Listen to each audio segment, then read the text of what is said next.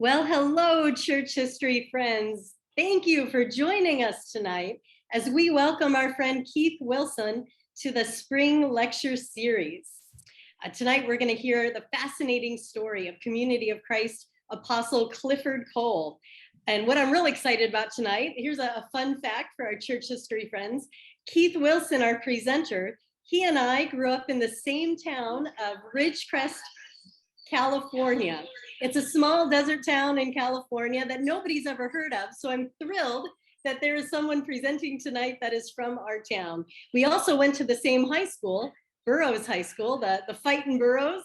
So I'm excited to have a little bit of that history tonight. But also joining Keith and I are Seth Bryant and Peter Smith.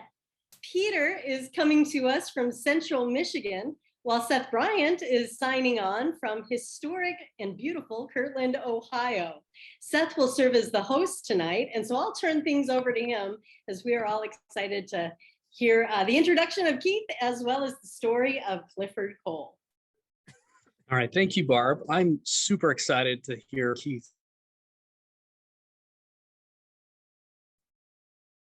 And Seth is having some technical difficulties, so I'm going to go ahead and introduce our presenter for this evening. Keith J. Wilson is the Associate Professor of Ancient Scripture at Brigham Young University, where he regularly teaches the Book of Mormon, New Testament, and Old Testament courses. In 2008, he and his family spent a year at the BYU Jerusalem Center. Professor Wilson was born in Ridgecrest, California, as mentioned earlier, the fourth of 10 children. No earthquakes were taking place back then. He served a mission to Vienna, Austria. He received a bachelor's and master's degree from Brigham Young University in German and health science. He also received a PhD in educational administration from the University of Utah. His educational specialty is institutional change, and he researches and writes about the fundamental changes in the RLDS, now Community of Christ.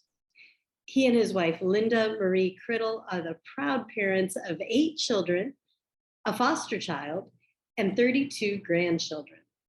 After 42 years of teaching at BYU, he'll retire this spring, and together with his wife, Linda, they will be serving a church mission in Chile beginning in September of this year. So welcome, Keith. Thank you for joining us this evening to share your insight in the life and legacy of Apostle Clifford Cole. I'll turn the spotlight over to you as we are all ready to hear this fascinating story. Thanks, Barbara. It's a pleasure to be here, pleasure to be amongst friends, especially a Community of Christ, RLDS friends. I've spent the last 15, 18 years coming back to MCI and being there in the archives and just interviewing and researching. And so I'm honored that you'd have me on your presentation tonight. I appreciate that, especially a couple of kids coming from the wilds of Ridgecrest. If somebody happens to know where that is, it's probably because your car got a flat tire and you were marooned or something out there in the desert. That is so true. But anyway, and I'm excited to present really the essence of a paper that I presented at an MHA a while back. But it hasn't gained too much traction, and so I want to beat the drum some more. I feel pretty strongly about the role that Clifford Cole has played in the RLDS Community of Christ. Now, to begin, I want to show you a little slide here. Let's see how I'm going to do this. One of the reasons why I'm retiring is because I send text messages with one finger on the keyboard, and my students, they just sit there and laugh at me. But anyway, little do they know what it's like to have been raised with black and white TV and everything else. Okay, well, what I'd like to do is I'd like to start just by looking at this slide of our eminent historian, Dick Howard. And back in December, he gave a presentation in which he very skillfully said, you know, I'm not sure these are the only three, but I see three turning points in the history of the Community of Christ Church. And the turning points that he mentioned, do any of you faithful participants remember his turning points? Here, now let's see, Barb, should I just enlarge this thing a little bit?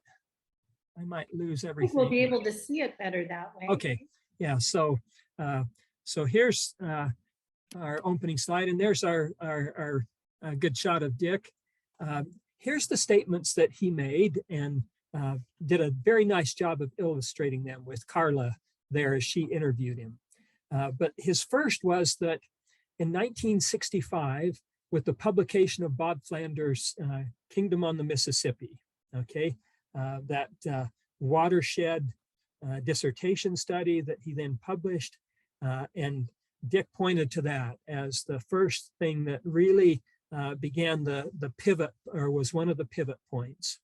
And then his second followed real closely after that, and that was the following year, the statement on objectives for the church that was chaired by Clifford Cole, none other than. And then also the third was he jumped all the way forward to the year 2000 when the church was renamed. And I thought that his comment was especially insightful on wanting to rename the rename of the church from the community of Christ to the community in Christ. I thought that was a pretty classy observation that he made there. However, I want to suggest that from a different perspective, I believe that these were certainly watershed moments in the history of the community of Christ. But I think that if we talk about a pivot point, I would build a case for two other pivot points that differ a little from Richard's. So here's my next one on that. I want to propose tonight that when Clifford Cole became the chairman of the director of religious education for the church, he stepped into, I think it was Reed Holmes? I think was it Reed's? I'm a little fuzzy on that. But when he became director of religious education, I think that was truly a pivot point. The second was the same as Dick Howard, so you don't have to throw me out completely, that it was Cole's chairmanship of the Statement of Objectives for the church. And then the third was right tightly aligned in that same time frame. 4 years later was the culmination of the Basic Beliefs Committee, and when Cole and his committee published the little book, Exploring the Faith. And in that, in essence, they rewrote the 13 articles in the Epitome of Faith that Joseph Smith had penned back in Nauvoo. And so I believe that those three were the huge pivot points. Now, I realize that the Community of Christ is a large organization with many facets.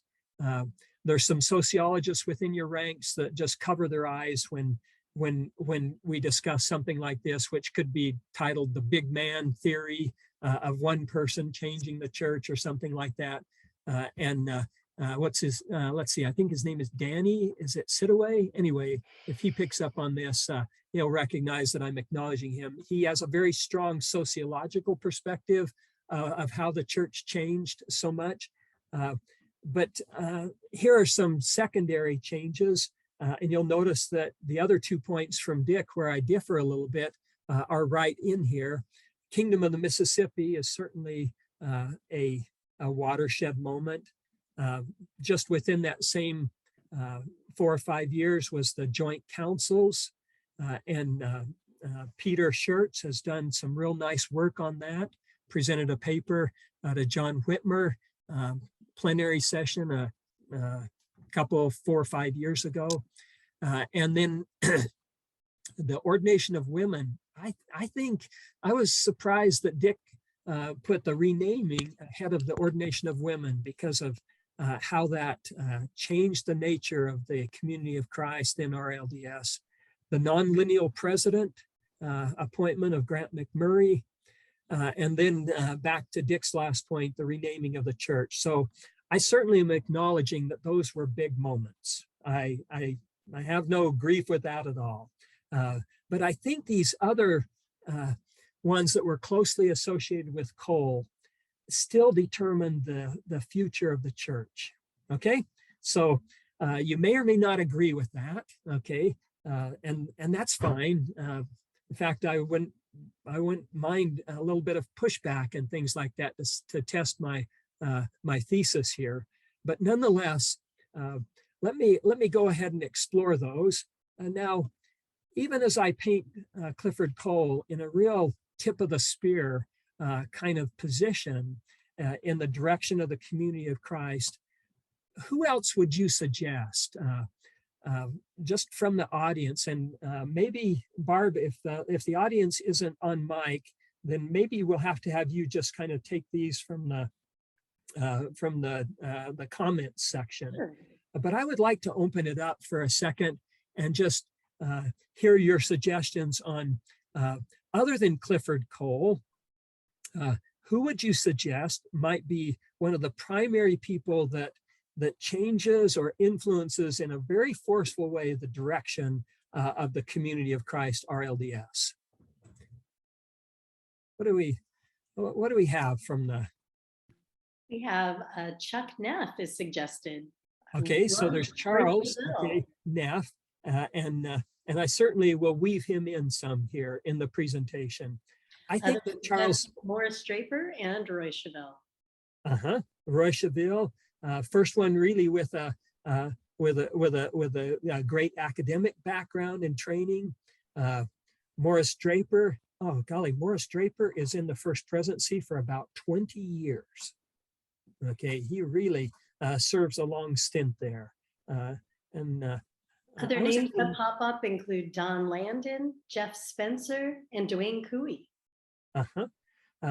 Dwayne Cooey comes in and replaces F. Henry Edwards in the First Presidency.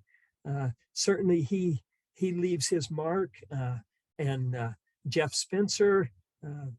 Yeah, those are good names. Here's a couple more that I had put in my little cadre.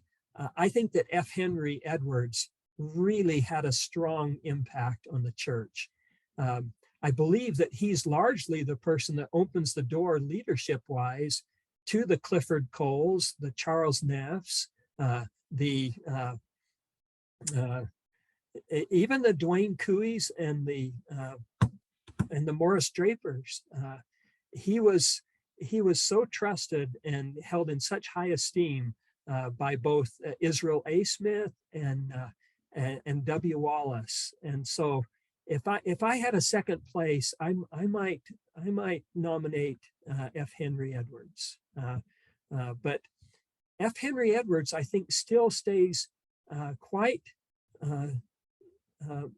strongly moored to the traditional restoration in so many ways. Okay, and so yeah, there's a good name. How about let's see, who else have we picked up on the slides that I threw in? Yeah, Charles Neff.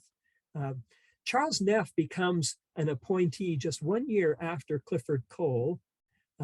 Charles Neff doesn't have near the depth in the restoration. I mean, he was only baptized in 46, and by 48 he's an appointee for the church.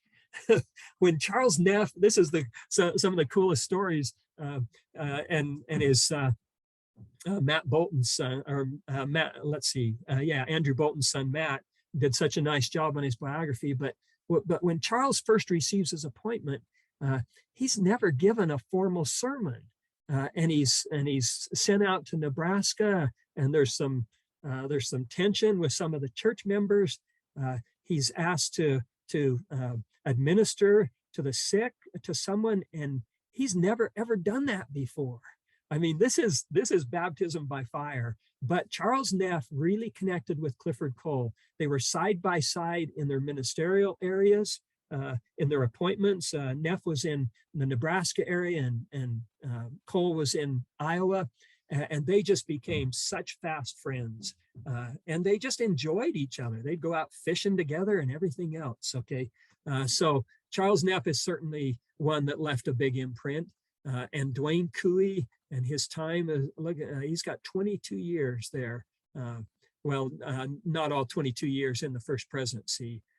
His first presidency appointment is 1966, but really an influential person, has full degrees from St. Paul's ministry and things. And so, what about W. Wallace? He presided over the church during these times. Any comments on anyone and perceptions? Those that knew him personally. Do you see anything, Barbara, there popping up? Not yet, not yet. They must be mulling it over. Okay.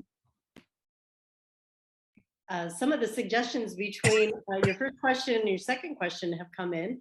Marietta Walker and Emma Burton were suggested as movers and shakers in Community of Christ. Okay, and I'm just not well read enough to know of those sisters and everything, and that'll sound very patriarchal-ish. I apologize for that. I mean, I recognize the names and things, but I'm not up on their stories well enough. Any other takers on W. Wallace? Not yet. I think there's, well, we have Jackie and Paul Bethel comment that W. Wallace might have been a mover based on the men around him that he allowed to do their thing. Yeah, that's where I would come in and fully agree, echo that comment. W. Wallace was never expecting to be president of the church, even though he was in the lineage.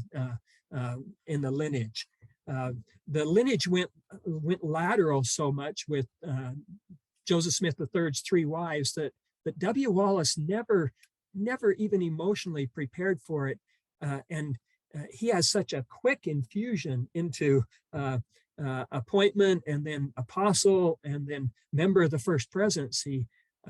He was first called, wasn't it back in the late 40s as a, well, let's see here, no, it would have been 30s, as a branch president, and he was sitting in the back of the nominating session there in his branch, and he was reading a newspaper, and somebody poked him and said, they're putting your name forth as the branch president. And he said, well, I can't do that. I can't even attend church most of the time. I mean, W. Wallace was not anticipating that. And so when he became president, he became a master delegator. And F. Henry was his right-hand man. And then F. Henry brought Clifford Cole in, and boy, you had secondary leadership, even though W. Wallace was really good with people and in front of people. He was led a great meeting from what I've read and understood.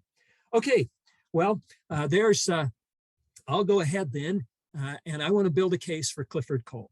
Okay, and certainly Morris Draper is right there. And what about a historian like Richard Howard?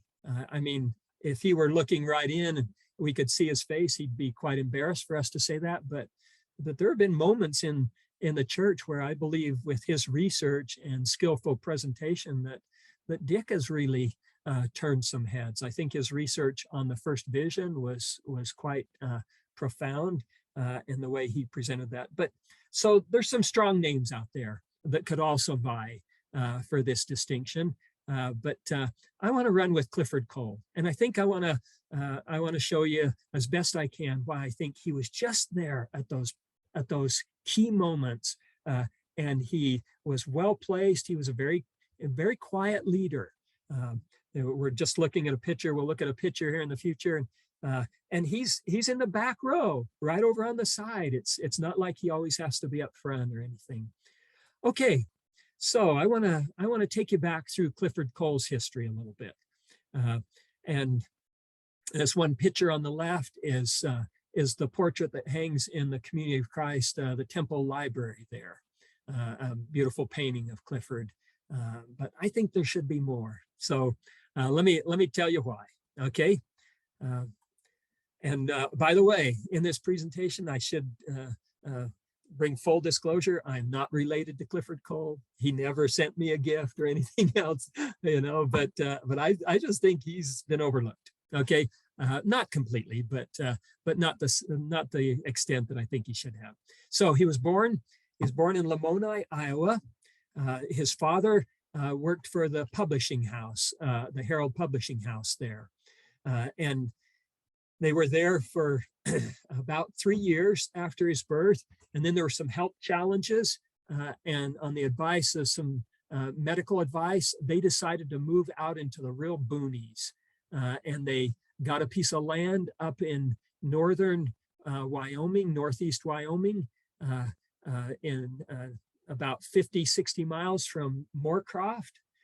They were out there ranching and trying to make a living through those harsh Wyoming climate and temperatures and things, just freezing in the winter and cooking in the summer. But they were able to eke out a living, and so for about let's see, they got there in 18, and by the time Clifford was 13 years old, the schooling though was lousy. He was getting next to nothing, and his mom was very concerned. She wanted him. She believed deeply in education, and so she looked around, and the closest high school was 50 or 60 miles, and so they went into town. And there wasn't any place where he could lodge, and so she must have knocked doors, and she came on the only possibility, and that was there was a very kindly Presbyterian minister in town, and his name was Elvin. Was it Elvin or Elbert? I think it might have been Elbert. Elbert Nash. And the Reverend Nash agreed to take Clifford in, and he took him in for the first year, and then thereafter on and off, and this was a pivot point for Clifford personally. During those 4 years, well, let me just read you a little bit from the Clifford Cole's oral history.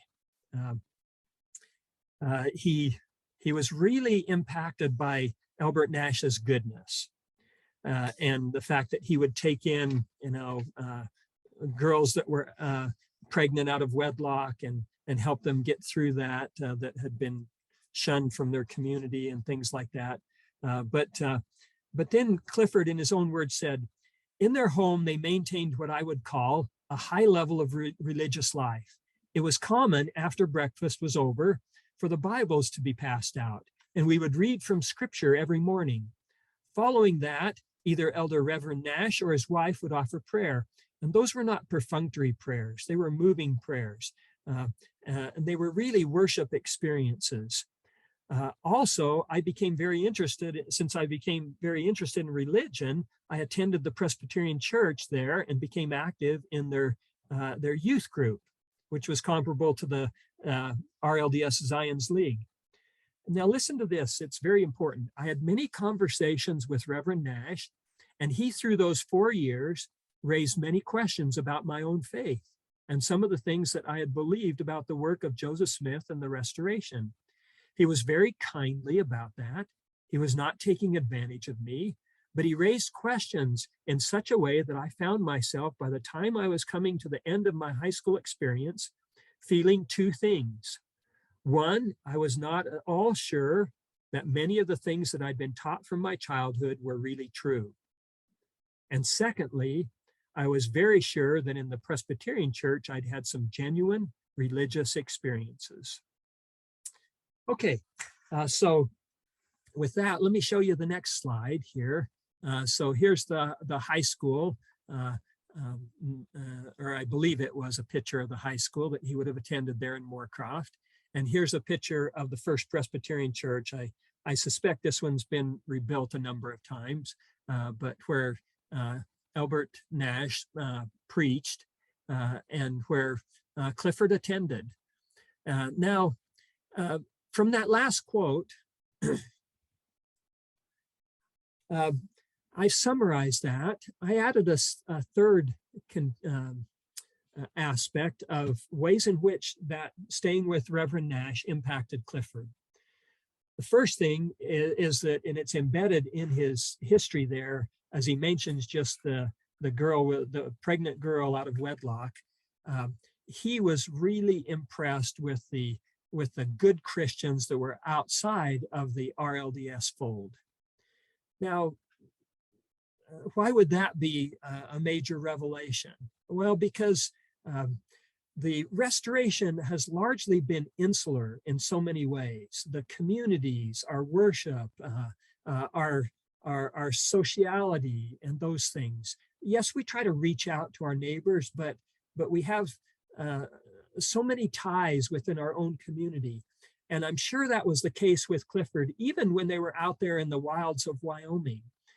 And so when he was first placed in this Presbyterian home and saw the goodness of this family and this community of believers, it really impressed him.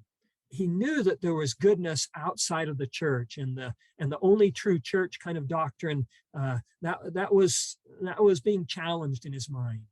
And then the second that he stated explicitly was, the Reverend Nash planted a lot of doubts in Clifford's mind about the restoration. Clifford later went on to write a book called The Prophets Speak. It was his first book. And in that, Clifford subtly took on many of the scriptural interpretations of the restoration. One huge one that he cites there in his oral history and everything was the interpretation of Daniel and the great stone rolling forth, and how that was the restoration, a stone that rolled forth without hands. And Reverend Nash showed him the contextual side of that and interpretations, and Clifford was embarrassed that that was being used in the church to validate the restoration. And a number of other passages, I suspect. I saw another angel flying through the midst of heaven, the Revelations passage, the two sticks passage of Ezekiel 37, the stick of Judah and the stick of Joseph. And so these were very disquieting for Clifford, and he began to doubt the historicity of the 1830 restoration.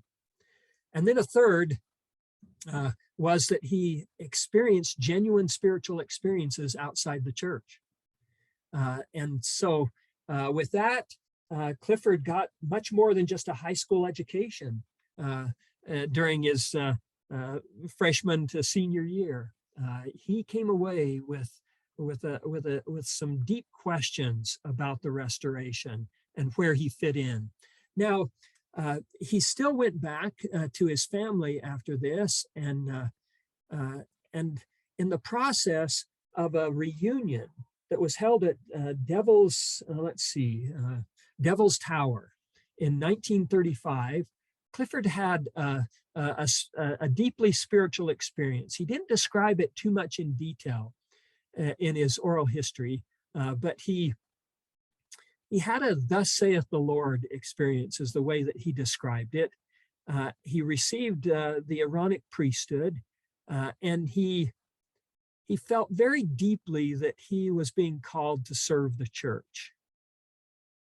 Now, even as he had this spiritual experience, you can imagine kind of the conflicting feelings that he has, because he doubts the many of the historical aspects of the restoration. The historicity of the first vision and the Book of Mormon and other things. And so he's really conflicted over that. And he said, even in his own memoirs, I ask myself, which church should I serve? And that, as I've looked at that question that he has in his memoirs and things, I've just often kind of mused about the fact that I'm not trying to say that Clifford Cole is a second Joseph Smith, a modern Joseph Smith, but I did find it fascinating that he had that experience where he knew that God was calling him, but he was not certain which church he should serve. And in that process, he entertained these questions. Now, maybe I should just read you directly the questions here, if I can find that spot. Maybe I shouldn't look too much for it if I can just pop it out right here. Yeah, I'll just go with my questions that I have there. But one of the conclusions that he reached it sounded an awful lot like Joseph Smith, as he pondered and wrestled with this question. One of the things that brought a peace of mind to him is that he realized that the question was not what happened back there in the early days of Joseph Smith. The question was, what's happening now?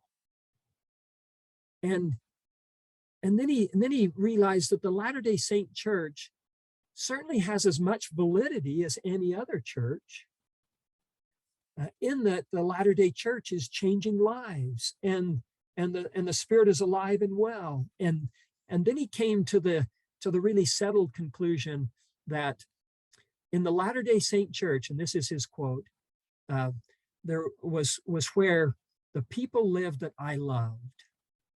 And he implied that he could have easily gone with Presbyterianism or another good Christian church, but he just said, this is where my roots are. This is my heritage. This is my people. And so he then made the commitment that he was going to serve the church. He'd gone to Graceland and prepared to go to dental school and toyed a little bit with that, the University of Wyoming and things. But it was at this point in time that he realized that God was calling him. And so he decided then, it was about this same time that he went back to Graceland, and there was a girl from his area right there in Wyoming, and Lucille Hartshorn, and he fell in love with her, and they married, and then they finished up their programs at Graceland. They became teachers, so let me just catch up to myself here on the slides. So here's Graceland and Lucille. Sorry, I only had her obituary picture, so didn't really do her justice as a young girl, but the two fell in love and married.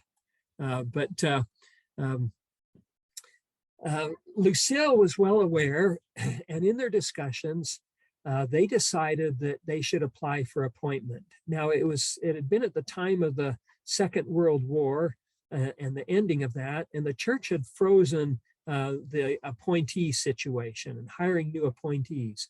So in 46, when they applied, their application was turned down because they weren't hiring, if I remember right. But they still persisted. They continued to teach school in high schools and things like that. And the next year they reapplied. And then they didn't hear anything, and it felt like the same old silence is deafening answer. And Clifford was kind of discouraged, but he decided to go into church headquarters.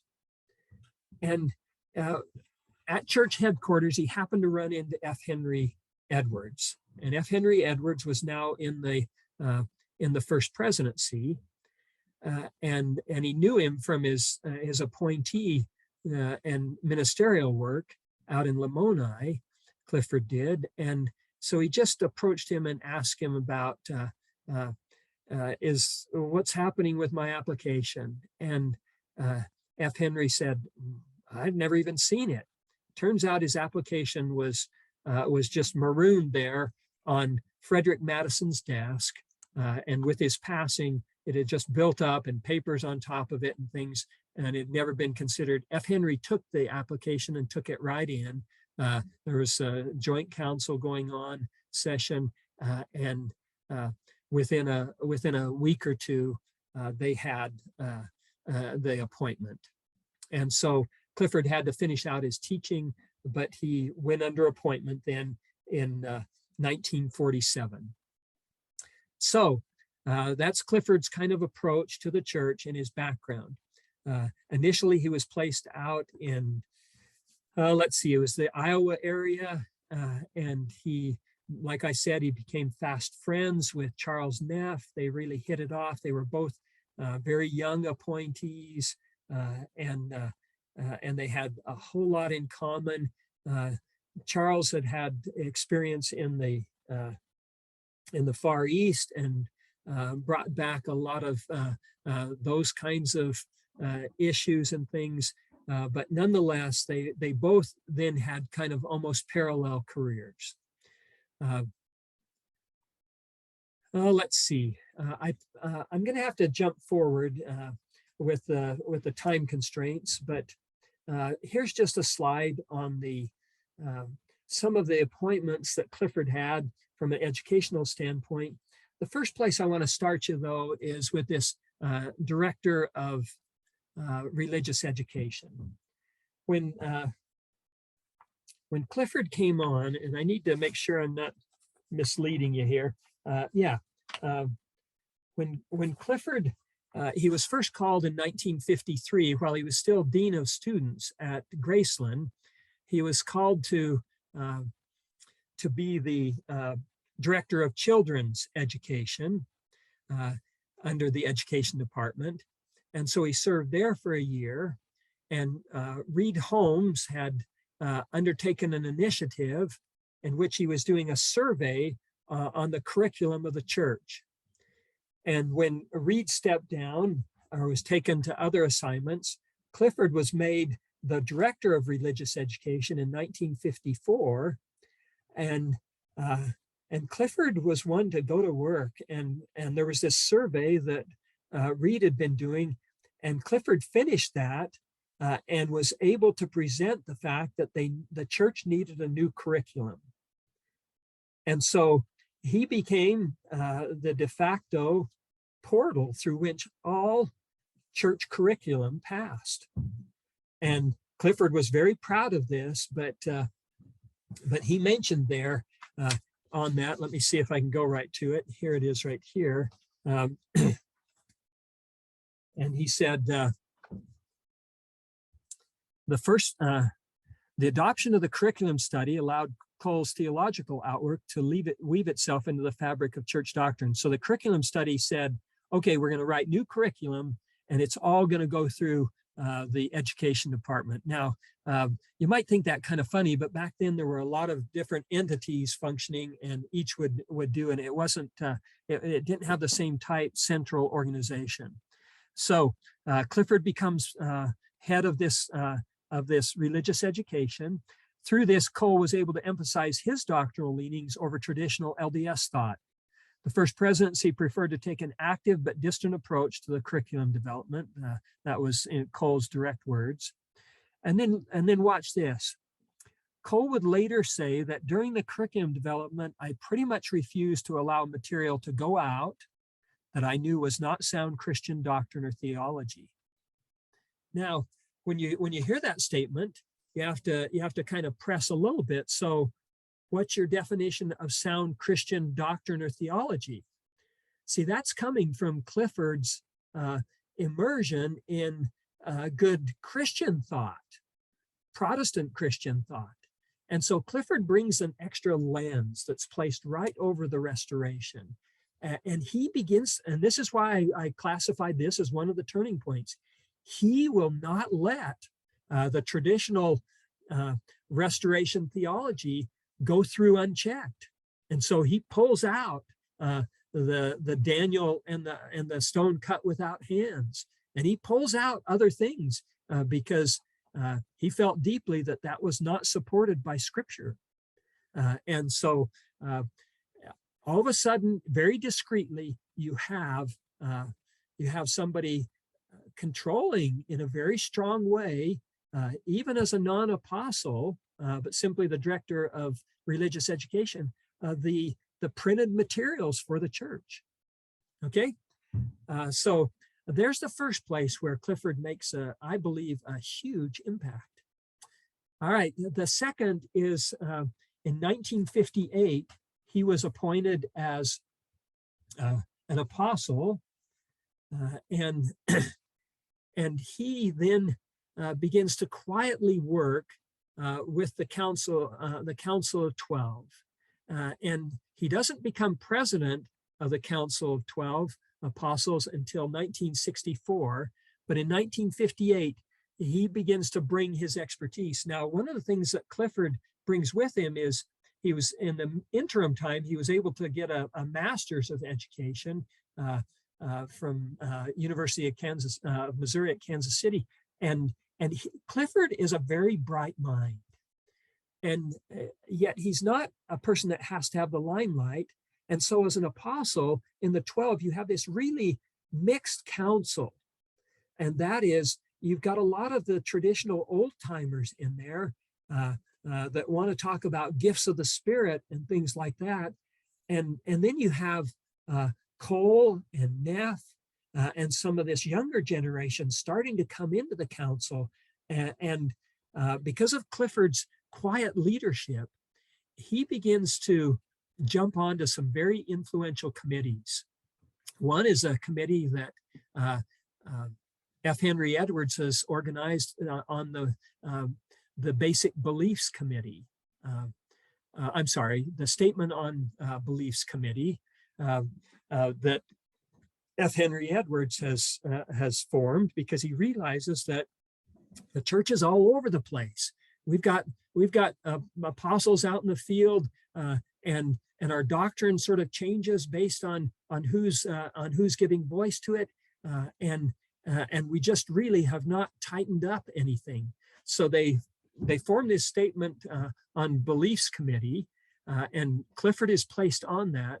And then in 1964, when he becomes president of the Quorum of 12, and F. Henry Edwards is released, Clifford becomes the head of that committee. Now, this is one where Richard and I are both on the same wavelength, but let me just take you to the Statement on Objectives for the church and this committee. And the Clifford and Neff came to the first presidency in a joint council, and they said, we're frustrated. We just feel like we're meandering. As a church, we need a statement on objectives. And the committee itself had kind of bogged down some. And W. Wallace in the first presidency looked at him and said, well, what would you want to do? Why don't you go ahead and write up a statement on objectives for the church? Within a month or two, Clifford and Charles Neff have produced this statement on objectives. And look at the things that are there. Clarify the theology of the church, deepen the worship experiences with the Spirit, develop world church concepts and procedures, decentralize the administration of the church to regional levels, and interpret the Zionic concept for our day in terms of aggressively pursuing a Zionic development. Now, here's Richard Howard's take on these 5 objectives, and you have to appreciate this. Look at what he said. Every substantial aspect of the church's program development since 1966 has had its roots in one or more objectives or in the prologue statement to the objectives. I think that's just such a ringing endorsement. Clifford brought this back. See, W. Wallace was not a theologian. And so Clifford is, in essence, he's received F. Henry's blessing and things like that, and he is really formulating some of the most substantial things for the church. Okay, I know I'm going a little bit long here on time, so let me just quickly take you to my third point, turning point of the statement on objectives. Now, another thing that happened right at this time, well, let me weave that in my next thought. So there's a formation of a basic beliefs committee at this same time. It was organized by F. Henry Edwards. I confused these two committees, and somebody that's in the audience can help me out a little bit. But the Basic Beliefs Committee was the one that Clifford was initially put on back in 1960. And the statement on beliefs for the church and that committee is something that's organized more in 1966. Okay, so forgive me, I just crossed those two over. Should I tell you that I'm approaching 70 years old, and someone told me the other day why you begin to forget things as you get older. And you know what the reason was? So you can die with a clear conscience.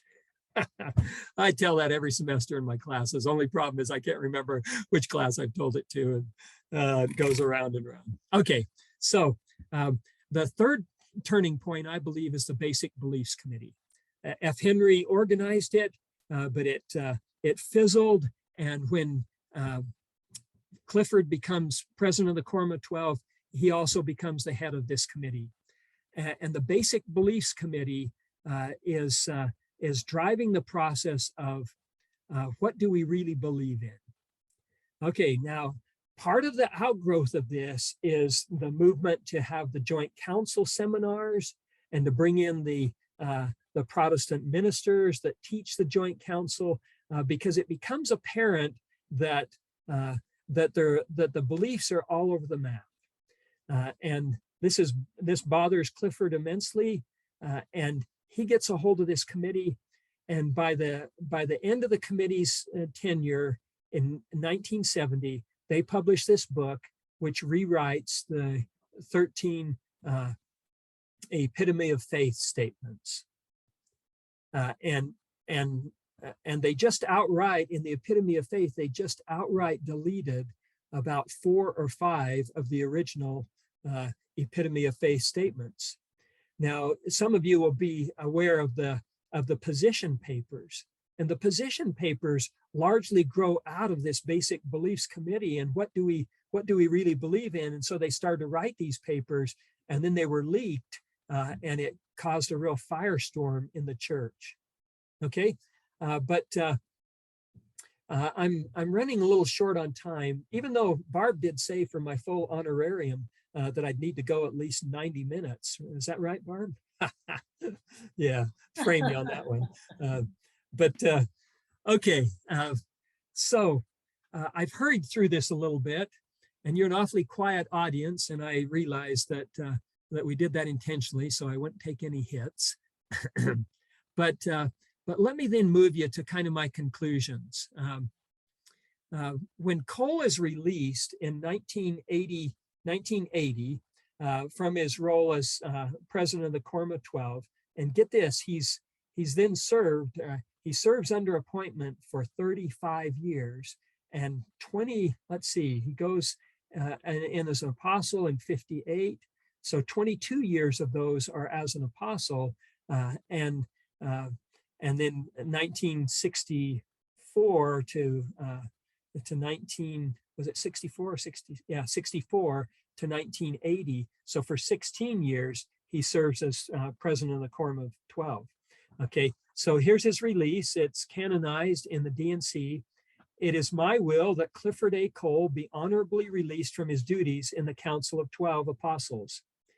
His calming spirit and reasoned approach many times have been a great blessing, especially in his role as president of the council.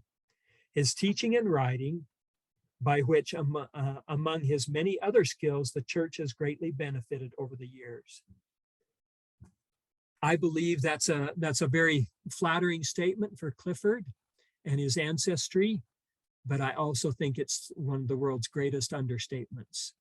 His calming spirit and reasoned approach, I think Clifford, his mindset, his conversion is implanted right in the doctrine, the theology of the new church, as they release themselves from what Clifford would see as the confines and the inaccuracies of the original restoration. Neil Simons, believe he was the son of Wayne Simons, who served with Clifford, said that his dad made this statement to him. Cole became, during those years, the de facto president of the RLDS Church because Cole united the 12 apostles behind his leadership. I wish that this were a little more interactive, but I just have to tell you that if you were to, well, here, I'll read you my conclusion on my paper, and then we'll take questions and things that I presented at the Mormon History. While Neil Simon's statement here could be perennially debated, the fact remains that Clifford Cole exerted tremendous influence over the RLDS Church during his 35 cumulative years as appointee, director of religious education, apostle, and president of the Council of 12. More specifically, he reshaped the church's curriculum, led the effort for creating new objectives for the church, and rewrote the church's basic doctrinal positions with his own theology as the chairman of the Basic Beliefs Committee. Now, when I say his own theology, I know he's not operating in a vacuum. Charles Neff is there, right side by side. In fact, Charles says the two of us, he says the two of us wrote the statement on objectives, but I realized that he was the tip of the spear. But going on then, in short, Clifford Cole, more so than perhaps any other individual member of the church, effectively steered the RLDS onto a different course during his 29 years in independence. Were he alive today, he would recognize his legacy imprint in the dynamic community of Christ congregations around the world. Well, there's my punchline. Barb, if you want to open it up, or if you want to comment or anything else there, I'm getting pretty close to our 1 hour mark here. How would you like to go from here? I would love for you to show that quote from Andrew Bolton, because I think that could help engage in discussion with our audience. That's the quote. Sure, and this one is along those same lines. Okay, the pace and significance of change was now very painful for many. For some, the traditional story of the church had been destroyed. Others who believed in, Barb, why don't you read it? You've got it there, and you picked it out. Sure. From others. I'll start from the top. The pace and significance of change was now very painful for many. For some, the traditional story of the church had been destroyed. Others who believed the reorganization was the one true church feared it was becoming just another Protestant denomination and were suspicious of any ecumenical engagement with other churches. However, at successive world conferences, elected delegates acted to sustain the first presidency in providing overall leadership of the church. With this mandate, church leaders articulated a Christ-centered theology and message, affirmed the Bible as the foundational text of the church, and broadened the understanding of Zion. Zion was to be seen as a condition of justice and peace and a process of repentance and conversion that could and should happen anywhere in the world. End quote. And that is a quote from Andrew Bolton, which I think is good to transition us. We can hand things over to you, Seth. I think your audio is back and running again. Can you hear me? Yes. I can hear you. Great. Good. All right. Well, Keith, thank you so much. Really fascinating stuff. Appreciate all the work you've put into that and for sharing with us tonight. All right. And with that, we will bring our program tonight to a close. Thanks again, Keith, for sharing with us. We absolutely loved having you this evening to talk about Clifford Cole and all of your research. So we want to also thank Peter and Barb for helping out behind the scenes or in the spotlight when audio drivers die. So I appreciate that. And lastly, we give thanks to all of you who are listening and for your support of the Community of Christ Historic Sites. So I encourage you to tune in next week as we welcome William Moore. And Will's lecture is entitled Pleasing to Look Upon and Easy to Understand RLDS Preaching Charts, Their History and Usage. So as you as you likely know, although I knew a little bit and had been just amazed by some of this research and the pictures that he's been able to develop. The RLDS elders were sharing these preaching charts that could be, 7 feet tall, as much as 7 feet tall or 20 feet long. And so it created by both professional artists and amateurs. And so just really fascinating stuff. And Will's presentation is going to offer an introduction to this history, this important genre of RLDS art. And we'll include a lot of images of the historic charts from the Community of Christ collection and other sources. So it's sure to be a good lecture. I hope you'll join us. Be sure to register and mark your calendars. It's next Thursday at 7 p.m. Central Time. And Barb has already dropped the link to the spring series page. So be sure to follow that link to register for next week's program. And we hope to see you there. So until next week, take care, everyone, and have a good night. Thank you.